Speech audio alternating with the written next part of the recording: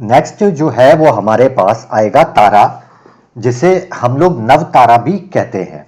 ये थोड़ा सा इंपॉर्टेंट है। देखिए, चाहे आप मैरिज की बात कर रहे हो, ठीक है, तो आप देखेंगे सेवेंथ हाउस। और जब हम अपने बिजनेस में पार्टनरशिप की बात करते हैं तो भी हम देखते हैं सेवेंथ हाउस।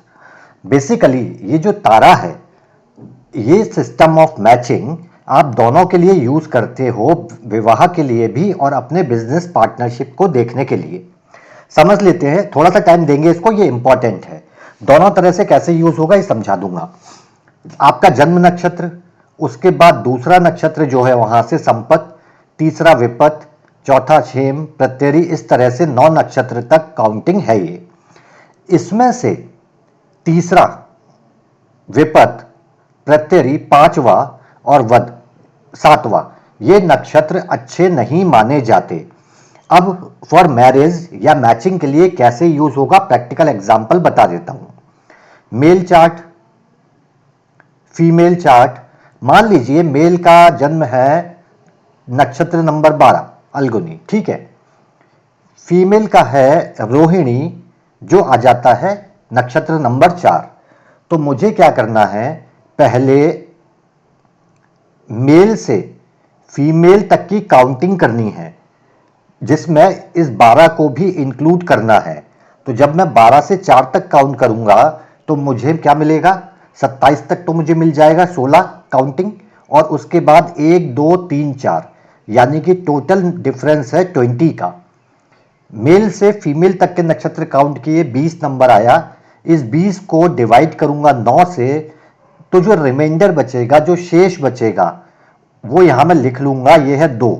अब मैं इन ऊपर जो मैंने नक्षत्र बताए हैं उसमें चेक करूंगा, 2 नंबर पे क्या है, संपत है, ठीक है। यहां पे ये विपत नहीं होना चाहिए, पांचवा नहीं होना चाहिए, सातवां नहीं होना चाहिए, ये अच्छे नहीं माने जाते। अब यही प्रोसेस मैं फीमेल से मेल के लिए करूंगा। तो नक्षत्र नंबर 4 से जब मैं नक्षत्र नंबर 4 से जब हम काउंट करेंगे 12 तक के लिए, तो आपको क्या मिलेगा, 9 मिलेगा। और जब इस 9 को डिवाइड करोगे 9 से, तो रिमाइंडर 0 बचेगा, और 0 का मतलब होता है 9, यानी कि अतिमित्र। तो यहां पे एक संपत मिला, एक अतिमित्र मिला, इसीलिए कोई परेशानी नहीं है। इसका मतलब विपत हो, नक्षत्र तीसरा हो, 5 आ जाए आपका शेष में, रिमाइंडर में, या 7 आ जाए तो प्रॉब्लम हो जाता है। और अगर दोनों तरफ से आ जाए तो बहुत प्रॉब्लम है। ये इसका एक चार्ट है, जैसा मैंने बताया आपको। अगर दोनों का विपत आ जाता है तो क्या होगा, 0 पॉइंट मिलेंगे। ये एनिमी समझ लीजिए आप एक तरह से। अगर विपत और प्रत्यरी है, यानी कि 5 3 है, तो भी 0 पॉइंट। तो 0 पॉइंट वही है जहां 3 5 7 का कॉम्बिनेशन आपको मिलेगा, और इसे पूरी तरह से अवॉइड करना चाहिए। अब ये तो हुआ पॉइंट सिस्टम। अब इसके यूज देखिए। इसका पहला यूज मैरिज के लिए अगर मैं बात करूं, आपने अक्सर सुना होगा और हमने भी जो स्टडी की है, एक मेल चार्ट में बोला जाता है कि आफ्टर मैरिज, कई लोगों ने बोला है ऐसा कि आफ्टर मैरिज उनकी लाइफ में बहुत बड़े चेंजेस हो गए, पॉजिटिव बदलाव हो गए, ग्रोथ हो गई। ये कैसे होता है, चूंकि इसे भाग्य कहा जाता है। इसमें 4 पॉइंट दिए जाते हैं। आपके चार्ट के साथ एक ऐसा चार्ट आके मिलता है जो अपने भाग्य को आपके लक के साथ, फैक्टर के साथ जोड़ देता है, जिसकी वजह से आपकी ग्रोथ ऑटोमेटिकली होने लगती है। यह बहुत सामान्य रूप से आपको देखने को मिल जाएगा। मुझे कैसे यूज करना है, मेरा चार्ट बहुत सारी एफ्लिक्शन है, मेरा प्रोफेशनल लाइफ ठीक नहीं चल रहा, मेरे कुछ ना कुछ हेल्थ के इश्यूज भी हैं, मेरा भाग्य भाव जो है वो 9th हाउस डिस्ट्रॉय हुआ पड़ा हुआ है। मतलब इस चार्ट में कई सारे छोटे छोटे एफ्लिक्शन हैं, जिसकी वजह से मुझे पूरे 100% रिजल्ट नहीं मिल रहे। इस केस में मेरी पहली प्रायोरिटी होगी कि मैं जब चार्ट मैच करूं तो ये जो तारा है, यानी कि नक्षत्र है, इसमें मैं पूरे 4 पॉइंट ले आऊं। क्योंकि समझ लीजिए, आपके ऊपर उस व्यक्ति का असर पड़ेगा ही जो आपके साथ रहना शुरू करेगा, उसके नेचर का, उसकी प्रकृति का, जिसको हम बोलते हैं संगत का असर। ठीक है, तो जिस वजह से आप परफॉर्म नहीं कर पा रहे, जो कमियां हैं, वीकनेस है, वो इस पर्सन के आ जाने से आपके बिहेवियर में जो चेंजेस आएंगे उसकी वजह से वो कमियां पूरी होंगी। एक बात समझ लीजिए, प्लानेट, नक्षत्र ऊपर से खुद आके आपको कुछ नहीं देते। ये कहाँ असर करते हैं? आपके ब्रेन पे, आपकी डिसीजन मेकिंग पावर पे, जिसकी वजह से आपके अंदर बदलाव आने शुरू होते हैं। या तो आप कुछ गलत कर देते हैं जिसकी वजह से लॉस होता है, या आपके डिसीजन इतने अच्छे होते हैं कि प्रॉफिट शुरू हो जाता है। इसका मतलब पूरा जो सिस्टम है वो एक एनर्जी का है। ठीक है, तो जब हम ऐसे चार्ट के लिए मैचिंग कर रहे हैं जिसमें एफ्लिक्शन कई सारे हैं, तो मुझे ये ध्यान रखना चाहिए कि दोनों चार्ट में तारा मैच हो जाए, तो इन दोनों का जो भाग्य है वो एक साथ मिलके काम करेगा और लाइफ की जो वीकनेस है उनको कुछ और स्ट्रांग बना देगा, मतलब बेहतर बना देगा।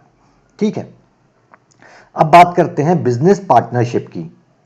दो अच्छे दोस्त हैं और अच्छे दोस्त बने रहेंगे, लेकिन उन्होंने साथ में बिजनेस स्टार्ट किया और पता चलता है कि फिर रिलेशन खराब होना शुरू हो गए।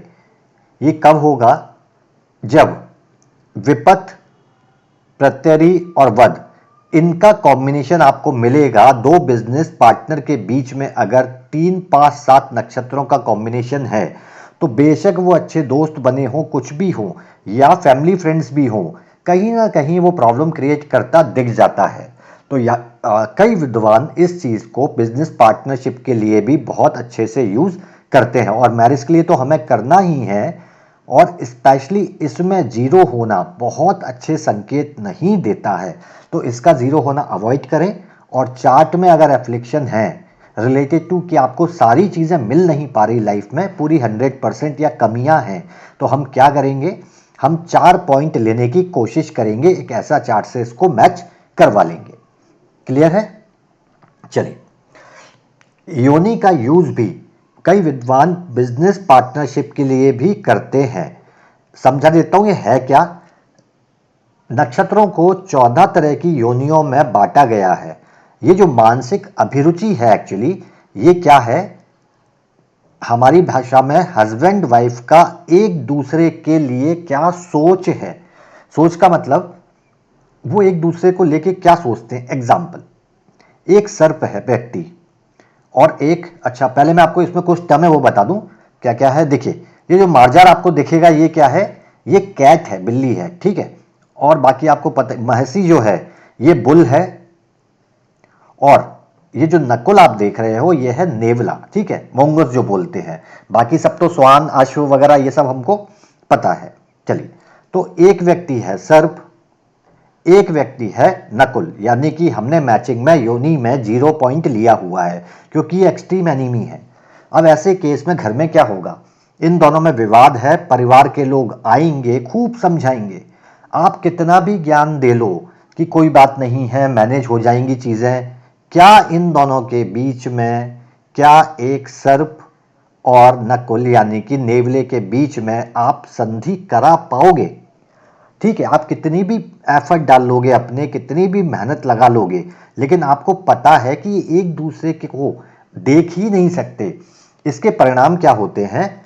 किसी एक व्यक्ति ने कोई बात कही तो सामने वाला उसको कुछ अलग ही नजरिए से देखेगा या लेगा या समझेगा, और बिल्कुल भी अंडरस्टैंडिंग नहीं हो पाएगी क्योंकि एक दूसरे की कही हर बात उन्हें अपोजिट ही लगती है। और ये आता है योनि में कमजोर होने की वजह से। ठीक है, तो 14 तरह की योनियां डिवाइड की गई हैं, और इसको भी लोग बिजनेस पार्टनरशिप के लिए यूज करते हैं कि जब मेरा पार्टनर है और हम जब किसी पॉइंट पे डिस्कशन करेंगे तो हमारा डिस्कशन होगा या केवल फालतू के आर्ग्यूमेंट होंगे, जो फैमिली में भी होता है। एक डिस्कशन में केवल आर्ग्यूमेंट हुए, बहस हुई और रिजल्ट के नाम पे कुछ भी नहीं निकला, और एक जगह पॉजिटिव डिस्कशन होता है जहां एक्चुअल में कुछ रिजल्ट निकल के आता है। तो मानसिक अभिरुचि मतलब दो व्यक्तियों एक दूसरे को किस तरह से देखते हैं। शेर है, गौ है, क्या करेगा? खा जाएगा, पर एक्सट्रीम एनीमी नहीं कहूंगा, लेकिन खा जाएगा। ठीक है, तो इस तरह से बिहेवियर से, टेबल मैंने नहीं दी, 14-14 की तरफ से बहुत छोटे छोटे वो दिखते हैं, आपको अलग से दे दूंगा इसमें मैं। ये क्लियर है? तो इसको भी पॉइंट मिल जाए या जीरो ना हो, इस बात का ध्यान रखिएगा, नहीं तो बहुत वैचारिक मतभेद आपस में देखने को मिलते हैं। बात करते हैं ग्रह मैत्री की। ग्रह मैत्री क्या है? आपका जो चंद्रमा है वो किस राशि में है, उसका राशि स्वामी कौन है? मान लीजिए मंगल है, और दूसरे व्यक्ति का, मेल जो फीमेल जो भी है, उसका राशि स्वामी मान लीजिए जिस राशि में है, मरकरी की राशि में, और वो हो गया बुध। तो मैं मिलाऊंगा कि मंगल और बुध का रिलेशन और इनको मिलने वाले पॉइंट क्या है। कुछ हद तक ये नैसर्गिक मैत्री चक्र पर आधारित हो जाते हैं। अब ऐसा कहा जाता है ग्रह मैत्री के बारे में कि ग्रह मैत्री में अगर पूरे अच्छे पॉइंट मिल जाएं तो इसके बाद के जो गण है और भकुट दोष जो होता है वो कैंसिल हो जाता है। अगर ग्रह मैत्री पूरी है तो आप इनको भी इग्नोर कर सकते हैं, ये उसकी कमी को पूरा कर देती है।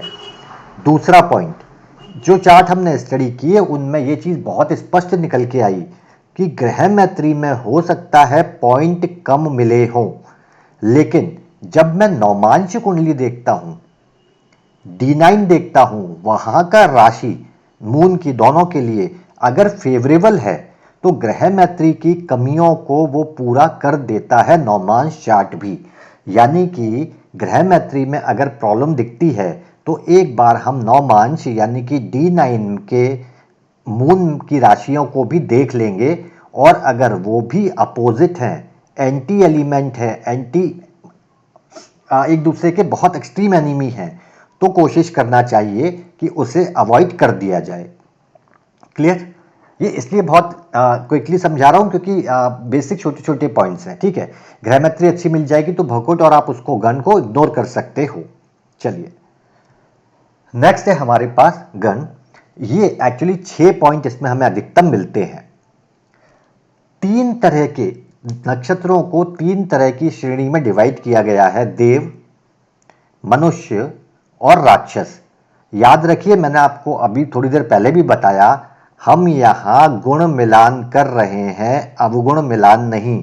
तो ये कोई भी चीज खराब नहीं है। हम कह रहे हैं देवताओं के गुण होंगे, मनुष्य के गुण होंगे या राक्षस के गुण होंगे।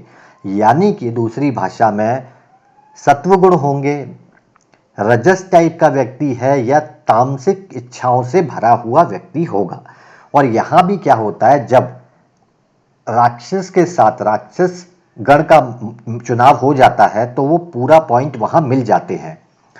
केवल मनुष्य और राक्षस की गण मिलते नहीं है, क्योंकि ये दोनों एक दूसरे को कंट्रोल करने में बहुत प्रॉब्लम इनको महसूस होती है।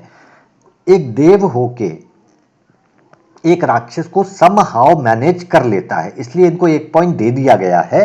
ठीक है, लेकिन मनुष्य हो उसके साथ राक्षस हो या राक्षस के साथ मनुष्य हो, वो बहुत अच्छा कॉम्बिनेशन नहीं माना जाता। ठीक है, यूज क्या है? एक व्यक्ति सत्व गुण से भरा हुआ है, यानी बहुत अच्छा स्पिरिचुअलिटी भी होगी, जो इच्छाएं होंगी वो एक उच्च लेवल की, हायर लेवल की डिमांड होंगी। तमस वाला व्यक्ति क्या होगा? जो इच्छाएं, जो वासना जो बोलते हैं, that is not about the sexual relation. ये है कि जो आपकी डिमांड है, जो आपकी इच्छाएं हैं, डिजायर हैं, वो बहुत नीचे लेवल की होंगी। तो वो सत्व गुण के साथ मैच नहीं करेंगी, ना मनुष्य गुण के साथ मैच करेंगी। पर चूंकि देव स्वभाव होने के कारण कहीं ना कहीं हम तमस गुण को कंट्रोल कर सकते हैं, इसलिए उसके लिए 1 पॉइंट दे दिया जाता है। और मनुष्य और राक्षस का मिलान मुश्किल होता है, प्रॉब्लमेटिक होता है। लेकिन अगर आपकी ग्रह मैत्री बहुत अच्छी मिल गई है, लेट्स से 5 पॉइंट आपको यहां मिल जाते हैं ग्रह मैत्री में, तो फिर आप गण को इग्नोर कर सकते हो। कम पॉइंट मिलते हैं तो भी काम चल सकता है। 6 क्लियर हो गया। मैं आज 2 बचे हुए हैं, ये हम कल डिस्कस कर लेंगे।